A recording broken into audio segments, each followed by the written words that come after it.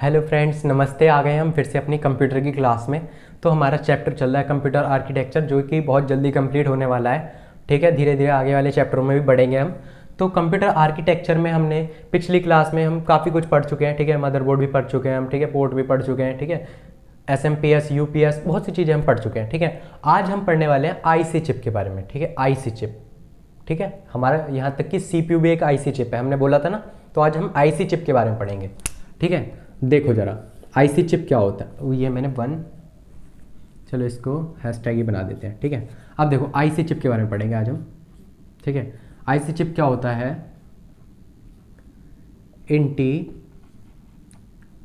Integrated circuit chip होता है। ठीक है, IC चिप की फुल फॉर्म है इंटीग्रेटेड सर्किट चिप। ठीक है, मोर देन सफिशिएंट पढ़ाएंगे आपको, एग्जाम में एक क्वेश्चन भी नहीं छूटेगा। ठीक है, IC की फुल फॉर्म होती है integrated circuit chip. Integrated circuit chip क्या होती है हमारी। ठीक है, अब हम इसके बारे में ज़रा जानेंगे इसकी। अच्छा, सबसे पहले तो एग्ज़ाम में अगर क्वेश्चन आ जाए, है कि जो IC है, ठीक है, यानी कि इंटीग्रेटेड सर्किट चिप है ना, ये कैसे बनी, कब बनी। ठीक है, कब बनी। ठीक है, कब बनी। ठीक है, ये क्वेश्चन आ जाए हमारा कंफ्यूजिंग करने के लिए। ठीक है, तो ये जो होते हैं ना स्टेट लेवल वाले एग्जाम होते हैं, ये जानबूझ के कंफ्यूज करने के लिए, क्योंकि इन्हें तो बच्चे छांटने होते हैं, तो ये बनाते हैं इस तरीके के क्वेश्चन देते हैं ताकि आप कंफ्यूज हो जाओ। तो इसके बारे में जरा देखेंगे कि इसकी जन्म तिथि क्या है। ठीक है, कब बनी है। अब देखो तीन चीज़ आती हैं हमारी इसको लेकर के, तीन डेट आती हैं। 1957, ठीक है, 1958, ठीक है, समझ रहे हो, और एक आ जाती है हमारी एक हमारी 1959। ठीक है, ये तीन डेट आती हैं हमारी इसको लेकर के। ठीक है, कि इसके जन्म तिथि को लेकर के। अगर ऑप्शन में 1957 दिया है तो ऑप्शन में 1957 करेक्ट है, और अगर पूरे ऑप्शंस में 1958 दिया है तो 1958 सही है, और अगर ऑप्शन में 1959 दिया है, अब आप कहोगे मैंने तो बस पढ़ा है 1957 में बनी, या मैंने तो बस पढ़ा है 1958 में बनी, तो 1959 दे रखा है इसमें तो ऑप्शन है ही नहीं, तो 1959 में भी बनी। ये तीन डेट है। ठीक है, इस तरह इनमें से कोई भी करेक्ट आप मान सकते हो जो ऑप्शन में दिए, जानबूझ के कंफ्यूज करने के लिए वो देते हैं इस तरीके की। ठीक है, अब देखो क्या हुआ हमारा 1957 में क्या हुआ। ठीक है, एक JS किल्बी नाम के एक इंसान थे, ठीक है, व्यक्ति थे JS किल्बी। ठीक है, इन्होंने क्या करा, इन्होंने IC चिप को इंट्रोड्यूस्ड। ठीक है, इन्होंने IC चिप को इंट्रोड्यूस करा। इन्होंने बोला कि हम एक IC चिप ला रहे हैं। ठीक है, IC चिप नाम की एक चीज़ बना रहे हैं हम। ठीक है, उसको लाएंगे हम। इन्होंने इंट्रोड्यूस करा इसमें। ठीक है, 1957 में, समझ गए। और 1958 में क्या हुआ, डेवलप्ड हो गई। ठीक है, बना दी गई। ठीक है, डेवलप कर दी गई। ठीक है, बना दी गई 1958 में। फर्स्ट IC चिप कौन सी, फर्स्ट IC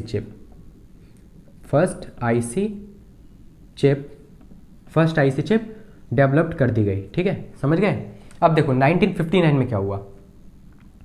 1959 में एक रॉबर्ट नॉइस नाम के एक व्यक्ति थे। ठीक है, रॉबर्ट नॉइस, इन्होंने क्या करा, इन्होंने JS किल्बी को चैलेंज कर दिया। इन्होंने कह दिया, ठीक है। अच्छा एक बात और बतानी है जरा। 1957 में JS किल्बी ने कहा था कि हम एक IC चिप ला रहे हैं, जो कि इन्होंने बोला था कि हम सिरेमिक मटेरियल की बनाएंगे। किसकी बनाएंगे, इन्होंने कहा था हम सिरेमिक मटेरियल की हम ला रहे हैं। ठीक है, सिरेमिक मटेरियल होगा उसमें। ठीक है, सिरेमिक मटेरियल से बनेगी वो। ठीक है, इन्होंने ऐसा कहा था, और रॉबर्ट नॉइस ने इन्हें चैलेंज करके बोल दिया कि हम उस IC चिप को हम बनाएंगे और मोनोलिथिक मटेरियल से बनाएंगे। ठीक है, किसकी मदद से बनाएंगे, मोनोलिथिक मटेरियल, मोनोलिथिक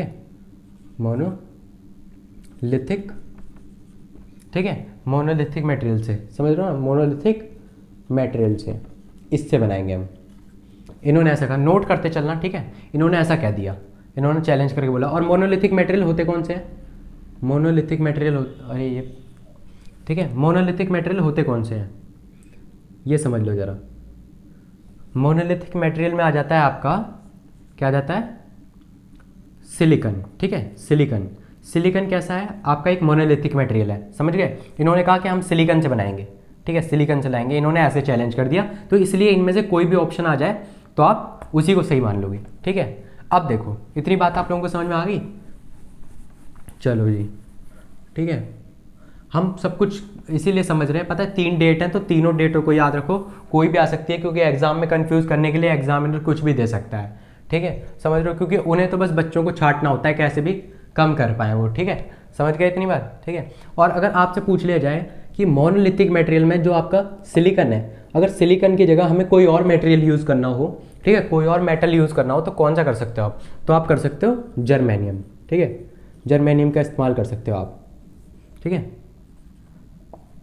समझ गए, जर्मेनियम का आप इस्तेमाल कर सकते हो, ठीक है, लेकिन हम जर्मेनियम का इस्तेमाल नहीं करते हैं, हम सिलिकन का इस्तेमाल करते हैं। जो हम आज भी आईसी चिप याद इस्तेमाल कर रहे हैं ना, वो सिलिकन की ही इस्तेमाल कर रहे हैं, ठीक है, हर कोई सिलिकन की इस्तेमाल होती है, समझ गया।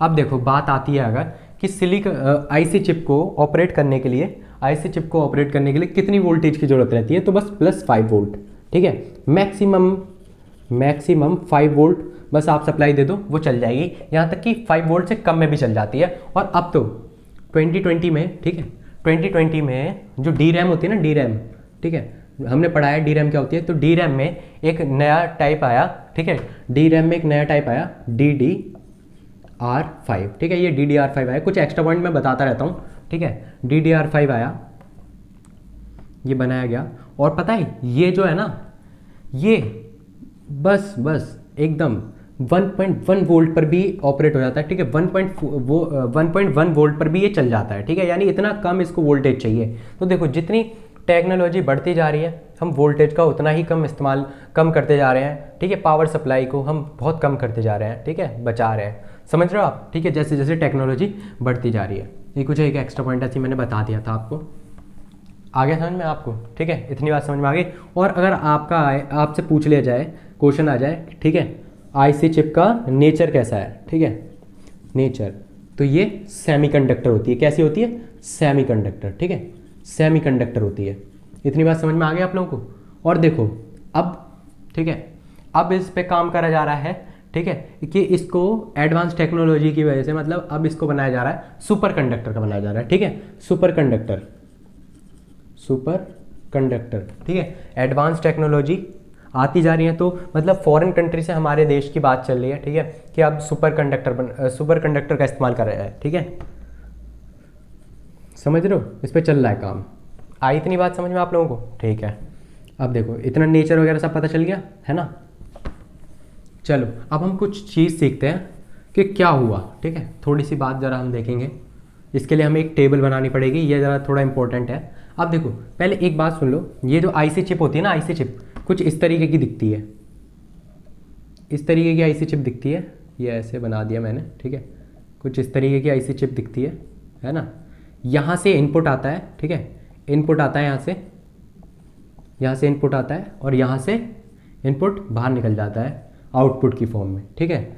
तो ये जो इनपुट आ रहा है, ठीक है, ये अंदर ट्रैवल करेगा, है ना, अंदर ट्रैवल करेगा, ये समझ रहे हो इतनी बात, ठीक है। तो अंदर किस में ट्रैवल करता है, ये अंदर ट्रैवल करता है लॉजिक गेट्स में, किस में, लॉजिक गेट्स में, समझ रहे हो, लॉजिक गेट्स में ट्रैवल करता है अंदर। आया इतनी बात समझ में आपको। और लॉजिक गेट को लॉजिक सर्किट भी कह देते हैं, ठीक है, लॉजिक सर्किट्स भी कह देते हैं, ठीक है, लॉजिक सर्किट्स भी कह देते हैं। आई इतनी बात समझ में आप लोगों को, ठीक है। अब देखो जरा लॉजिक गेट क्या होता है, लॉजिक सर्किट क्या होता है, इसके बारे में हम समझेंगे नेक्स्ट क्लास में अपनी, ठीक है, थोड़ा सही टॉपिक है, ठीक ठाक, तो जानेंगे इसके बारे में, ज़्यादा डीपली नहीं जानेंगे, हमें कोई बीटेक नहीं करनी है इसमें, ठीक है, घुस करके। बाकी जो फिजिक्स वाले बच्चे हैं वो तो पहले ही समझ गए होंगे कि लॉजिक गेट क्या होता है, लेकिन हम बताएंगे नेक्स्ट क्लास में, थोड़ा सा इसके बारे में जान लेंगे, क्योंकि पढ़ रहे हैं जब, तो पता होना चाहिए। अब देखो, और पता है एक चीज़ हमें ज़रा एग्जाम के लिए याद होनी चाहिए कि, अब पता है पहले हम लिख लें ज़रा थोड़ा सा कुछ, अब हमें एक टेबल बनानी होगी, ठीक है। 1959 के बाद क्या हुआ, 1959 में उन्होंने जब जैसी चैलेंज कर दिया, ठीक है, तो इसके बाद एक आईसी चिप में एक रिवॉल्यूशनरी चेंज आया, ठीक है, चेंज आया इसके अंदर। तो क्या करा गया, फिर हमारी आई एसएसआई, ठीक है, एसएसआई, ठीक है, इसके बारे में पढ़ेंगे सब चीज़ें, अब हम पढ़ते चलेंगे, यानी स्मॉल स्केल इंटीग्रेशन आई, ठीक है, इन सब के बारे में अभी पढ़ेंगे, बहुत सारी फिर इसी तरह आती रही, तो ये सब पढ़ेंगे, ठीक है। अब देखो सारे टाइप आते रहेंगे, तो सबसे पहले हम लिखेंगे एक्रोनिम समझते हो कि यानी कि किसी भी फुल फॉर्म को जो शॉर्ट में लिख देते हैं। इसके लिए ज़रा थोड़ी सी कम जगह का इस्तेमाल कर लेता हूँ, क्योंकि आने वाली चीज़ें थोड़ी बड़ी हैं, ठीक है। ये लिखा एक्रोनिम, ठीक है, एक्रोनिम हम लिखेंगे, यहाँ पे हम बना लेते हैं फुल फॉर्म का, ठीक है, फुल फॉर्म यहाँ पे लिख देंगे, ठीक है, इतने में नहीं आ पाएगी शायद फुल फॉर्म, देखते हैं कितने में आएगी, है ना। और एक बना लेते हैं ईयर का, यहाँ पे हम लिख देंगे ईयर, ठीक है, यहाँ पे लिख देंगे हम ईयर, यहाँ पर लिख देंगे ट्रांजिस्टर काउंट, ट्रांजिस्टर काउंट। पता है ट्रांजिस्टर एग्जाम के लिए वैसे इतना इंपॉर्टेंट नहीं है, एग्जाम पॉइंट ऑफ व्यू से याद करने की जरूरत नहीं, आपको कोई टेंशन मत लेना बाकी, लेकिन फिर भी हमें पता होना चाहिए ट्रांजिस्टर के बारे में, क्योंकि जब लॉजिक गेट पढ़ेंगे तो ट्रांजिस्टर पता होना चाहिए, ठीक है, थोड़ा सा ऐसी नॉलेज के लिए, बाकी ज़रूरत नहीं है, एग्जाम में नहीं आता। अगर आपसे याद ना हो पाए तो कोई नहीं, ट्रांजिस्टर काउंट याद मत करना, और ईयर भी कोई ज़रूरी नहीं है याद करना, लेकिन बस फिर भी समझ लेना। बाकी लॉजिक गेट पक्का याद होनी चाहिए कि कितना है, और फुल फॉर्म और एक्रोनिम तो पता ही होना चाहिए, ठीक है, लॉजिक गेट्स कितने होते हैं इसमें, ठीक है, समझ गए। अब हम ये चीज़ लिखने वाले हैं, ठीक है, इतनी बात हम स्टार्ट करते हैं। तो सबसे पहला आया हमारा SSI, कौन सा आया, SSI, जिसकी क्या थी full form, small scale integration, small scale integration. आई बात समझ में, ठीक है। कब आया ये, कब आया ये, आई 1964 में, ठीक है, कितनी कब आई, 1964 में, और इसमें ट्रांजिस्टर काउंट कितने हैं, 1 to 10, 1 to 10। आई बात समझ में, ठीक है। और इसमें लॉजिक गेट कितने होते हैं, ठीक है, लॉजिक गेट होते हैं इसमें 1 to 12, ठीक है, 12 लॉजिक गेट, लगभग 1 से लेकर 12 तक लॉजिक गेट हो सकते हैं इसमें, ठीक है। फिर इसके बाद आई, ये था स्मॉल स्केल इंटीग्रेशन, फिर इसके बाद आई हमारी MSI, यानी कि मीडियम स्केल इंटीग्रेशन, यानी कि मीडियम स्केल इंटीग्रेशन, ठीक है, मीडियम स्केल इंटीग्रेशन, ठीक है, मीडियम स्केल इंटीग्रेशन कब आई है, 1968 में। आई बात समझ में, ठीक है। और इसमें कितने ट्रांजिस्टर काउंट है हमारे, 10 to 500, ठीक है, 10 to 500 तक जा सकते हैं। आई बात समझ में इतनी, ठीक है। और लॉजिक गेट कितने हो सकते हैं, 13 to 99, ठीक है, 13 to 99। आए बात समझ में, ठीक है। MSI के बाद आया हमारा LSI, यानी कि लार्ज स्केल इंटीग्रेशन, ठीक है, लार्ज स्केल इंटीग्रेशन, ठीक है।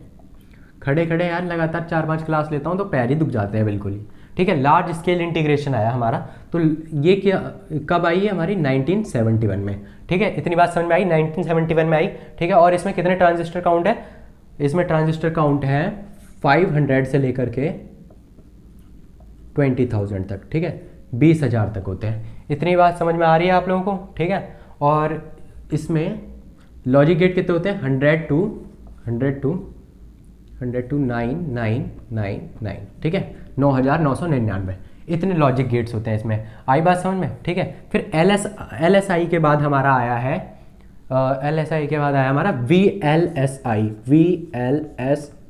ठीक है, यानी कि वेरी लार्ज स्केल इंटीग्रेशन, ठीक है, वेरी लार्ज स्केल इंटीग्रेशन। अच्छा, इससे एक बात बताऊं जरा, VLSI ये आई हमारी, ठीक है। और हमारे जो PC में, ठीक है, हमारे डेस्कटॉप में जो हम CPU जो यूज़ करते हैं उसमें कौन सी मतलब कौन सी IC चिप इस्तेमाल करते हैं, तो वो VLSI वाला, ठीक है, VLSI टाइप यूज़ करते हैं, ठीक है। तो इसको हम लिखेंगे VLSIC, ठीक है, ठीक है, VLSIC, ठीक है, very large scale integrated circuit chip, ठीक है। हम कौन सी इस्तेमाल करते हैं, वेरी, लिख लेना है, ठीक है, वेरी लार्ज स्केल, ठीक है, very large scale integrated circuit, ठीक है, ठीक है, इंटीग्रेटेड सर्किट चिप, इसका इस्तेमाल करते हैं हम, ठीक है। इतनी बात समझ में आ गई। अच्छा, एक चीज़ और याद रखना जरा, ये इस तरह लिखा आ रहा है तो इसमें इंटीग्रेटेड है, ग्रेटेड है, और अगर ऐसे हो तो इंटीग्रेशन है। फुल फॉर्म का बहुत फर्क है, याद रखना। और हमारे CPU में कौन सी यूज़ होती है, ये वाली, ठीक है। अब देखो, वेरी लार्ज स्केल इंटीग्रेशन आई, ठीक है, कब आई है, 1980 में, ठीक है, 1980 में आई, ठीक है, हमारी ये। और इसमें कितने होते हैं ट्रांजिस्टर काउंट, 20,000 से लेकर के 2